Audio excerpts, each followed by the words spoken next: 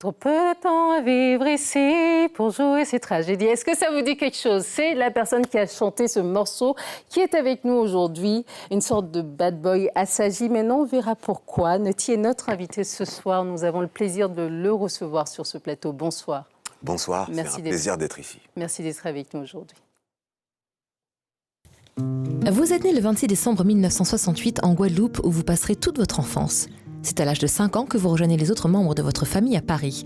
Moment gravé à jamais, puisque c'est à ce moment que vous rencontrez vos parents pour la première fois.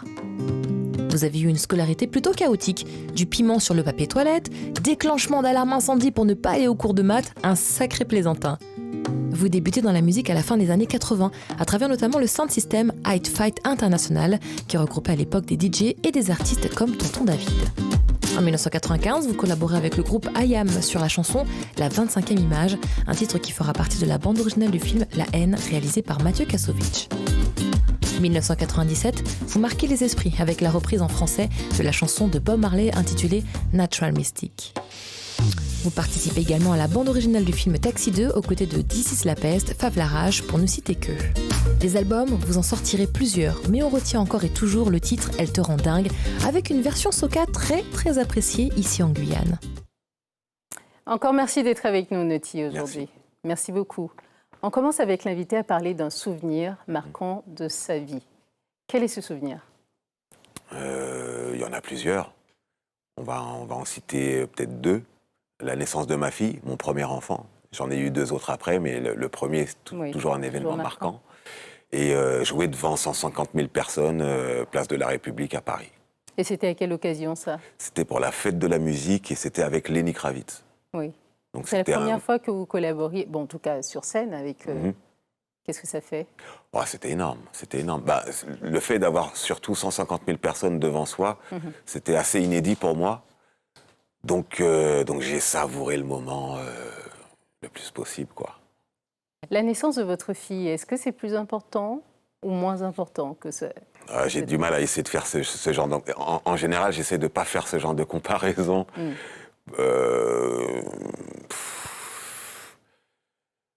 C'est deux événements marquants de ma vie et je ne peux pas les comparer. Et la naissance des autres La naissance des autres enfants, c'était très important aussi. C'était très important aussi. Mais le fait d'en avoir déjà eu un, j'avais déjà, on va dire, passé le cap d'avoir un enfant. Donc après, j'en ai eu deux autres. Et puis j'ai savouré leur enfance, les voir grandir, s'épanouir, trouver un travail, parce que maintenant, c'est des adultes. Trouver un travail, etc. Maintenant, c'est des adultes avec qui je peux discuter de tout et de rien, comme avec des potes. Peu des potes, ouais. Voilà.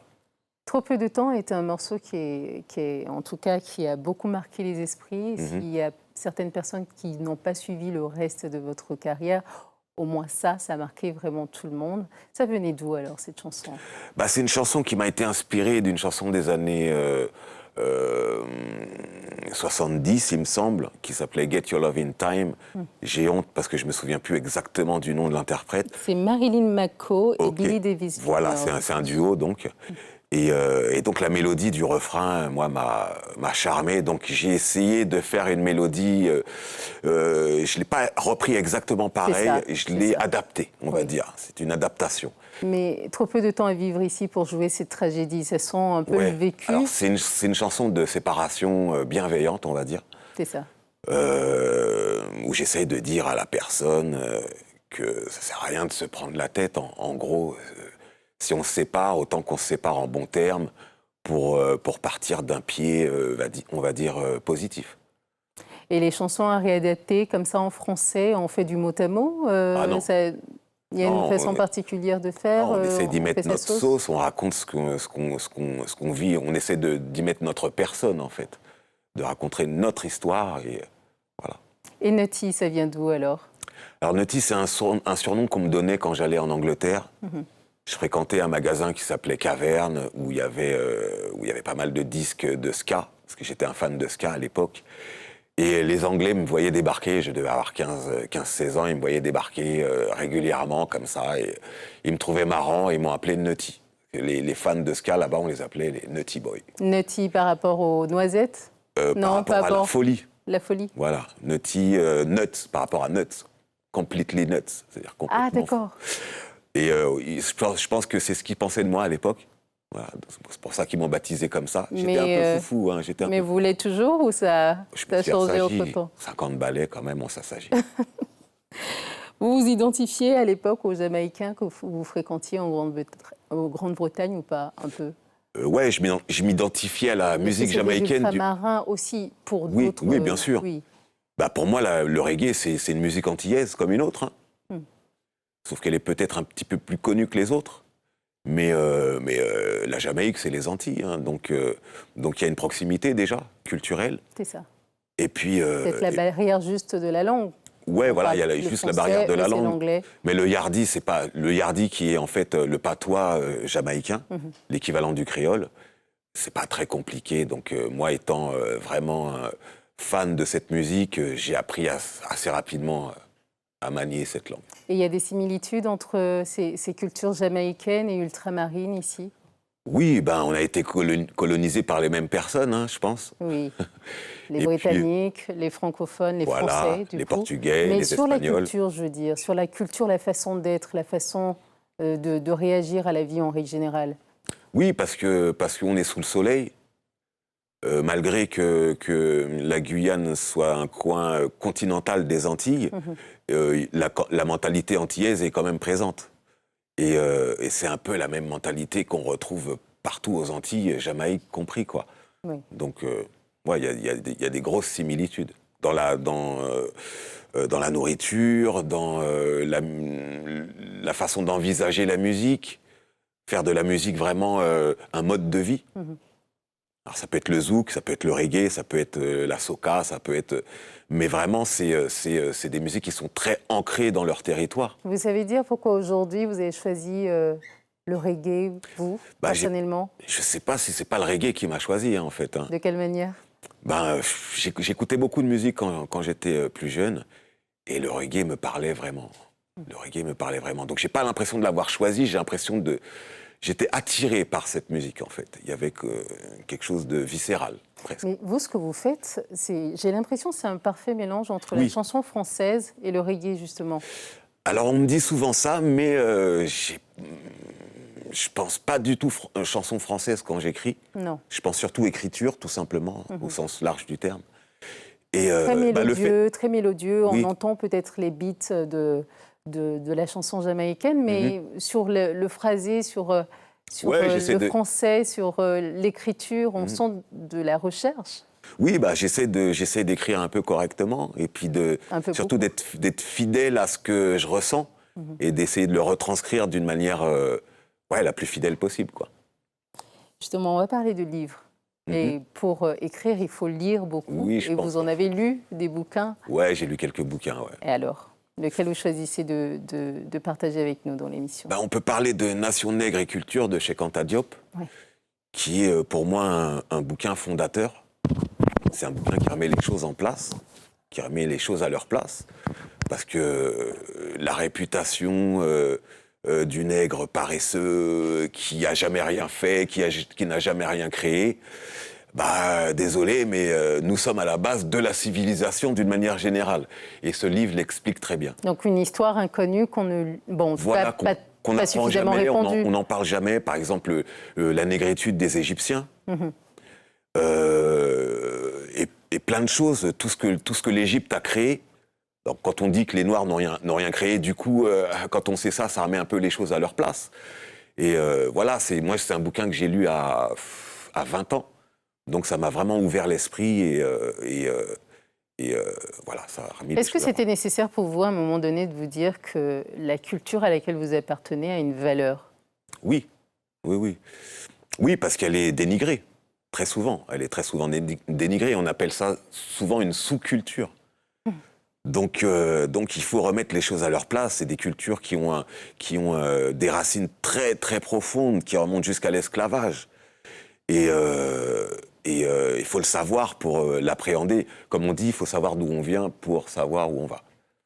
Et un deuxième livre qui n'est pas sans rapport avec ce premier, La Cité d'Isis de Pierre Rossi, Qui parle de quoi, lui? Alors, c'est un bouquin qui lui aussi remet les choses à leur place, qui parle, en gros, qui raconte en fait le passage de flambeau entre la culture arabe et la culture européenne. C'est un bouquin qui raconte les périples de certains philosophes grecs très connus qui ont en fait appris, qui ont été formés en Palestine, donc sur un territoire arabe. On connaissait l'histoire des chiffres arabes déjà, oui. Il y a pas mal de mots. Il y a les chiffres, il y a l'acier, il y a la porcelaine, tout ça vient de là-bas. Et tout ça a été inventé bien avant l'islam. C'est la culture arabe, pour moi, c'est la culture pré-islamique. Et quand on vit dans les cités, quand on est à Paris ou je sais pas dans les grandes mégalopoles, dans les grandes métropoles françaises, est-ce qu'on a besoin d'avoir cette histoire encore plus présente en tête, de se dire il faut le raconter aux plus jeunes? Oui, parce que Fernand Nathan, il est bien gentil, mais on n'est pas trop sûr de ce qu'il raconte. Hein. L'histoire est souvent écrite par les vainqueurs, donc enjolivée, forcément. Donc c'est bien de pouvoir connaître la vérité. Par exemple, le livre d'Isis parle d'Alexandre. Alexandre le grand conquérant. Et on en apprend un petit peu plus. Par exemple, on sait que la seule personne vraiment à avoir parlé d'Alexandre, il n'y a qu'une seule personne qui a raconté son histoire. C'est qui? Homère. Homère est le seul à avoir raconté l'histoire d'Alexandre. Alors qu'en fait, il y avait beaucoup de protagonistes. Donc, ils auraient été. Normalement, il y aurait dû y avoir plusieurs personnes qui racontent cette histoire. Plusieurs versions de l'histoire? Plusieurs versions de l'histoire aussi. Et là, on n'en a qu'une. Donc, c'est bien d'aller fouiller un peu. Est-ce que vous auriez aimé avoir cette histoire, en tout cas dans vos livres, quand vous étiez petit? Ah ouais. Ça m'aurait intéressé. Ça aurait changé quelque chose? Ça m'aurait permis de m'identifier. Parce que dans les livres d'histoire en France, de Vercingétorix en passant par Napoléon jusqu'au général de Gaulle, il y a que des Gaulois. Donc, quand on est petit, on ne se sent pas forcément concerné. Ils font partie aussi, les Gaulois, en grande partie, on va dire. Bien sûr. Même l'histoire des Gaulois m'intéresse. Oui. Mais l'histoire, d'une manière générale, m'intéresse. Oui. Donc même l'histoire cachée. Donc l'histoire avec grand H, sans exclusion. Voilà, exactement. C'est la rubrique coup de cœur. Il y a une personne en particulier que vous souhaitez partager comme coup de cœur, en tout cas, un pote à vous qui... Oui, un pote qui m'a invité dernièrement à son spectacle et on s'est bien marré. Et c'est qui? C'est Manu Payet. Et c'est quelqu'un de bien, c'est quelqu'un qui n'a pas la grosse tête, c'est quelqu'un qui est resté simple. Et voilà, c'est un bon pote, quoi. Vous êtes rencontrés en 2002, à l'époque vous étiez chroniqueur à la radio. C'était à la Réunion. Lui était chroniqueur à la radio. Ouais, lui était chroniqueur à la radio, il était chroniqueur sur Énergie et c'était à La Réunion. Donc on s'est rencontrés pour la première fois là-bas, on s'est revus ensuite en France, sur la même radio en fait, parce qu'il a évolué. Donc il est devenu aussi réalisateur, acteur, showman, voilà. C'est un artiste assez complet. Et puis c'est surtout quelqu'un de bien, quoi. Voilà. Pourquoi l'avoir choisi? J'aurais pu choisir aussi Akhenaton ou j'aurais pu choisir d'autres personnes, mais comme je suis allé dernièrement, c'était très récent, je suis allé dernièrement, il m'a invité dernièrement à son spectacle, à participer même au spectacle. Donc c'est lui qui m'est venu en tête spontanément, quoi. Mais bon, j'ai pas que lui comme pote. J'ai des potes pas connus aussi. Tonton David, il est très connu par contre, lui. Tonton David est connu et c'est un pote presque d'enfance. De quelle manière? On a fréquenté le même collège. Il est de la Réunion aussi. Il est de la Réunion aussi. Ouais. Est-ce qu'on se retrouve entre ultramarins? Ouais. Mais c'était il y a des affinités tout de suite. Oui, à l'époque. C'était comment de se retrouver en hexagone et se retrouver comme ça, coupé de ses origines, coupé en tout cas de son pays, c'est les Outre-mer, et d'être là avec d'autres personnes. Ouais. Déjà, on a tous froid. Et puis on a envie de se retrouver, on a envie d'entendre parler créole. Même si moi, je ne le maîtrise pas des masses, mais j'aime bien l'entendre. Et vous avez toujours vécu à Paris, du coup, toujours vécu en hexagone? Moi, je suis parisien. Ouais. Mais vous vous retrouviez entre ultramarins? Ouais, voilà, on se retrouvait entre Guadeloupéens, Réunionnais, Martiniquais. Dès qu'on se croisait, on se reconnaissait et puis on se faisait un clin d'œil, quoi. Excusez-moi, je suis fan aussi. Du coup, j'écoute l'histoire et je suis dedans. Il y a c'est bien, ça fait plaisir, c'est cool. Il y a une citation que vous souhaitez partager avec nous dans cette émission. Je vais vous laisser l'écrire, cette citation. Ouais.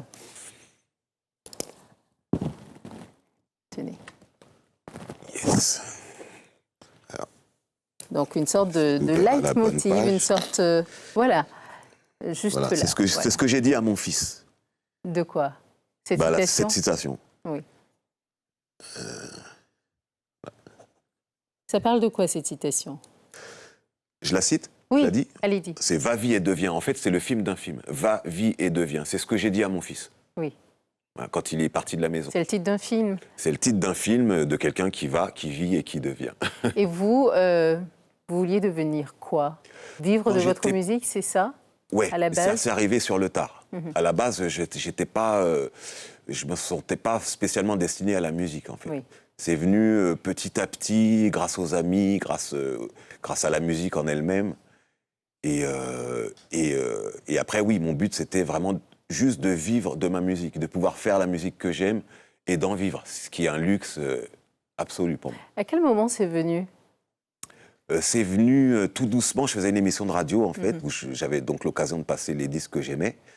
Et donc, j'animais cette émission et de fil en aiguille, les gens me disaient « T'as une bonne voix, on aime bien t'entendre à la radio, tu devrais chanter. » Et puis, je me suis laissé prendre au jeu. Et puis, petit à petit, j'ai commencé à écrire 2-3 trucs, à chantonner 2-3 refrains. Et puis, voilà, je me suis laissé prendre au jeu. Et puis, me voilà aujourd'hui. Vous m'avez raconté que vous étiez au bahut, vous étiez une sorte de terreur pour tout le bahut. Oh, j'étais pas une terreur. D'une certaine manière, quand même, en déclenchant l'alarme pour pas avoir de cours de maths, en mettant du piment sur... Mais je terrorisais pas les gens. Je leur permettais de parler en cours. C'est un autre sens aujourd'hui. Ok, c'est la grande récré alors. Ouais, avec moi, c'était la grande récré 24 heures sur 24. Et c'était dû à quoi, selon vous? Sans aller dans l'auto-psychanalyse. J'avais pas envie, je me sentais pas concerné. J'ai mis très longtemps à savoir qu'il fallait s'asseoir sur une chaise et écouter la dame qui était derrière son bureau. J'ai mis très longtemps à prendre conscience de ça. Et puis, j'ai l'impression que c'était pas fait pour moi. J'ai l'impression qu'on ne s'adressait pas à moi de la bonne façon. Et c'était quoi la bonne façon? Ça aurait été quoi? Moi, je venais des Antilles, j'étais... Bon, déjà, les premiers trucs que j'ai entendus quand je suis arrivé en France, c'était « Oh, le Noireau ». Donc, l'ambiance, elle n'était pas au top. Donc, j'étais pas d'une sérénité absolue dans cette école primaire. Et donc, un enfant qui n'est pas d'une sérénité absolue, il a besoin de trouver un échappatoire, donc je faisais des bêtises, quoi. Voilà. Et de bêtise en bêtise, on écrit quand même des chansons à un moment donné. Ouais, à un moment, on essaie de se calmer, on trouve quand même une activité positive. Qu'est-ce qui vous a calmé? Qu'est-ce qui vous a permis de vous calmer? Oh, certaines filles. Des filles? Ouais, certaines filles. Parce que étant agité, on m'a fait la remarque et on m'a beaucoup fait la morale et des gens que j'aime qui m'ont fait la morale, donc je les ai écoutés et j'ai essayé de prendre sur moi et de redescendre un petit peu. De s'entendre dire le Noireau, je reviens dessus, parce que du coup, c'était tout simplement de l'ignorance des gamins. Les gamins, ils sont méchants, des fois, tout simplement. Voilà. Mais comment est-ce qu'on le vit? Parce que vous veniez d'un endroit je vivais mal, moi, entouré d'amour, avec vos grands-parents, avec votre famille, et d'arriver là, tout simplement. C'était pas facile. Je devenais un petit peu violent, effectivement. Alors, effectivement, là, en primaire, j'étais un petit peu une terreur à cause de ça, en fait. Mais je ne suis pas resté au fil de ma scolarité. J'étais plus un déconneur qu'autre chose. Mais c'est vrai qu'à cette époque-là, ouais, j'avais un petit peu de violence en moi. Ouais. Il y a un artiste guyanais qui vous a connu à une certaine époque également, qui a partagé quelques scènes avec vous. On aime toujours avoir quelqu'un qui, de l'extérieur, dit quelques mots de notre invité. Okay, cool. Donc il a quelques mots à vous dire. On va l'écouter. Yo, Naughty, Daddy Naughty, c'est Nico du General. Big up à toi, bienvenue en Guyane. On a partagé de nombreuses scènes ensemble. Mais un souvenir qui me marque, c'est la scène à l'Aqua Boulevard. C'était vers la même date, en 1995, novembre 1995, avec Express D, Princesse Erika, Neg Marron, et bien sûr Daddy Naughty, backé par RMI, en Big Up Junior, Richard Cha et toute l'équipe, Ibis, Junior qui est un Guyanais aussi. Donc ça, c'était un excellent souvenir avec Naughty. Ça a été notre première grande scène ensemble. Ensuite, on a écumé plusieurs villes, plusieurs pays, comme la Suisse romande, etc. Donc, big up, Daddy Naughty, respect. Donc, on a reconnu Nico. Ok. Vous êtes cool. rencontrés comment alors avec Nico? Je me souviens plus trop, mais je sais que je le connais, je sais Oui. qu'on a fait des scènes ensemble. Je pense qu'on a dû se rencontrer dans une loge ou sur le chemin de la salle ou un truc comme ça. Mais effectivement, ouais, on a partagé quelques moments assez mémorables ensemble. Ouais. Et aujourd'hui, quand vous observez, en tout cas de l'histoire où j'étais totalement absorbée, quand vous vous observez aujourd'hui, des années après tous ces épisodes où vous étiez ce petit garçon, cet adolescent turbulent, pas terrorisant, mais turbulent, qu'est-ce que ça vous fait de vous voir aujourd'hui? Je me dis que j'ai vieilli. Oui, je me mais suis encore. assagi. Oui. Et je me dis que j'avais pas tort, en fait, de prendre cette voie. Parce qu'aujourd'hui, je suis relativement heureux de ce que je fais. J'en vis. Donc, ce petit gars, il n'avait pas tort d'espérer, de persévérer, de continuer à s'entraîner comme un fou. Je faisais pas ça pour rien, c'est ce que je me dis aujourd'hui. Quand on s'entraîne, comme vous l'avez fait, c'était quoi? C'était une sorte d'obsession à un moment donné? Oui, déjà On un peut dire, plaisir, le plaisir de chanter, tout simplement. Et puis de s'améliorer tout en prenant du plaisir, en fait. Voilà, donc c'était très cool. Nati, je suis vraiment ravie de vous avoir reçu sur ce C'est plateau. Je ne savais pas qu'un jour je pouvais être sur un plateau et vous voir, vous recevoir, avoir une discussion avec vous. C'était un plaisir en tout cas. Merci beaucoup. On reçoit tout de suite Kelly, que vous avez déjà rencontré ce matin, qui vient nous rejoindre. Effectivement. Pour parler, je me suis trompée dans le conducteur, Kelly. Oui, j'ai vu ça. Alors, je repars ou je reste? Non, qu'est-ce qu'on fait? Elle reste parler du web. Mais on va écouter la musique à la fin. Je pense qu'on va faire ça comme ça. Du web aujourd'hui, avec le service web de Guyane la Première, qui a un nouveau produit. Raconte-moi une chanson. Exactement. Concept donc inspiré par le festival de Begin, signé Rodrigue Tisserand. Le festival a commencé depuis le 31 octobre au complexe Belova. Alors le concept est simple, c'est un artiste qui vient raconter l'histoire de sa chanson, comment elle a été écrite, comment elle a été enregistrée, les anecdotes qui sont autour de cette chanson. Comme vous pouvez le voir, c'est la belle Clara Nugent qui ouvre le bal avec la chanson Sans moto zéro. Une petite définition de Sans moto zéro. Alors je sais, Nati, que le créole c'est pas trop ça, mais une petite idée, Sans moto zéro. Sans moi, tu n'es rien. Quelque chose comme ça. Ouais, quelque chose du genre. C'est pire que rien, c'est zéro. Ah ouais, zéro pointé. Oh, voilà, en tout cas, pour cette chanson Sans moto zéro, tout ce que je peux dire, c'est qu'il y a 3 versions. Begin, Mazurka et version de rue. Je vous laisse aller sur Internet pour voir la définition de cette chanson. Il y a également Tikoko et Mario Canonge qui ont joué le jeu Rendez-vous sur nos plateformes, signé Service numérique de Guyane la Première. Merci beaucoup, Kelly. Je m'en vais? Oui. Bisous. À tout à l'heure. Merci beaucoup. Et c'est le moment donc avec Nati, avec toi, on finit donc en beauté avec la musique que tu as choisi de nous partager dans cette émission. Ce serait quoi alors? Alors il me semble, si mes souvenirs sont bons, que c'est Is It Because I'm Black de Ken Booth. C'est ça. Pourquoi ce choix? Parce que c'est une chanson qui réunit les 2 univers que je préfère, la soul et le reggae. Parce qu'en fait, l'original, c'est un morceau de soul qui a été donc repris en reggae par Ken Booth. Et j'adore les 2 versions. Et j'ai choisi la version reggae parce que c'est la version qui me correspond le plus. Très bien. Merci beaucoup en tout cas d'avoir été sur ce plateau avec nous. On écoute un tout petit peu de ce morceau. Yes. On écoute ensemble.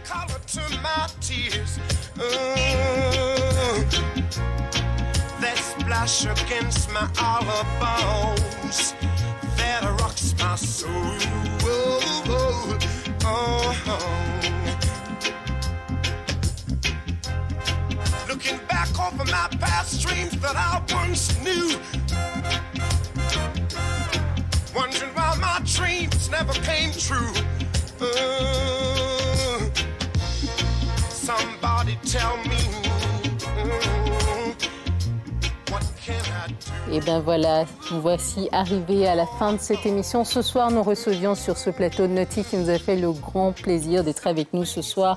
Il est donc samedi 23 novembre 2019, midi-minuit au village donc Je vais retrouver ça tout de suite à la Pointe-Maripa, à La Comté. Il sera donc en concert avec Authentic Voice, Botiman et bien d'autres encore. Merci de nous avoir suivis sur ce plateau. Nous étions donc avec Nati. Bonne soirée, restez accrochés sur Guyane la Première. Merci Nati d'avoir été avec nous. Merci beaucoup. Et moi, je suis ravie de vous avoir rencontré en vrai. Eh ben, cool. Suivez l'info sur Guyane la Première, télé, radio et Internet.